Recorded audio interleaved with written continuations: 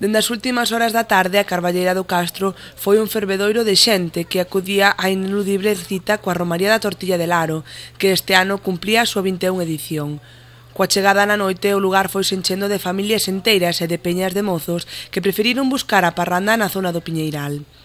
A festa comezou co pregón a cargo do contacontos Celsiño e coa estrea da Muñeira da Tortilla, composta e interpretada polos Dezas de Moneixas en homenaxe á Romaría. Feita a presentación, tempo da cea. A organización preparou unhas 2000 tortillas que algúns animaron a probar. Outros preferiron traelas da casa e acompañalas con outras viandas como empanada, xamón ou croquetas. E, como non, o viño, tamén de balde para os que mercaran a taza da tortilla. A comilona prolongouse ata ben entrada a madrugada, cos comensais e a organización mirando o ceo. A choiva resistiu as primeiras horas ata que caíu con forza a partir das 4 da mañá, obrigando aos festeiros a retirarse.